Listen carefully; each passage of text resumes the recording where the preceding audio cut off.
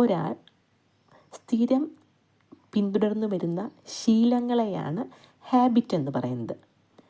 Habit തന്നെ good ഹാബിറ്റുമുണ്ട്, bad ഹാബിറ്റുമുണ്ട്.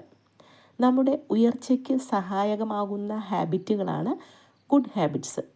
നല്ല വായനാശീലം, അല്ലെങ്കിൽ നല്ല ഒരു എക്സസൈസ് ചെയ്യുന്ന ശീലം, നല്ല ഫുഡ് ഹാബിറ്റ്, നമ്മുടെ ജീവിതത്തിൻ്റെ ഉയർച്ചയ്ക്ക് സഹായമാകുന്ന രീതിയിൽ ഒരു ലേണിംഗ് പ്രോസസ്സ്, എന്നും പുതിയ പുതിയ കാര്യങ്ങൾ മനസ്സിലാക്കാൻ ശ്രമിക്കുക.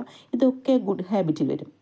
ബാഡ് ഹാബിറ്റ് എന്ന് പറയുമ്പോൾ അനാവശ്യമായിട്ട് സമയം ചിലവഴിച്ച് കളയുക, അല്ലെങ്കിൽ നമുക്ക് ആവശ്യ കാര്യങ്ങൾ ചെയ്യേണ്ടത് തന്നെ മടി പിടിച്ചിട്ട് മാറ്റി മാറ്റി കൊണ്ടുപോവുക, അതല്ല എങ്കിൽ നമ്മൾ നെഗറ്റീവായിട്ട് സെൽഫ് ടോക്ക് കൊടുക്കുക, സെൽഫ് ക്രിറ്റിസൈസ് ചെയ്യുക.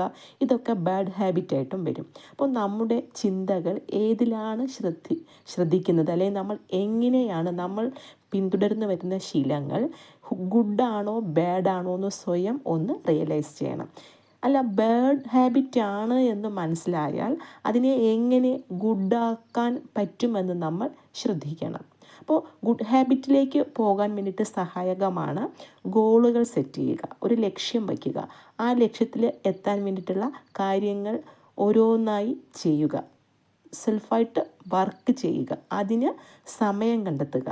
അങ്ങനെ ബാഡ് ഹാബിറ്റ് മാറ്റിയിട്ട് ഗുഡ് ഹാബിറ്റിലേക്ക് ശ്രദ്ധ കേന്ദ്രീകരിച്ചുകൊണ്ട് നമുക്ക് വിജയത്തിലേക്ക് എത്താൻ സാധിക്കും.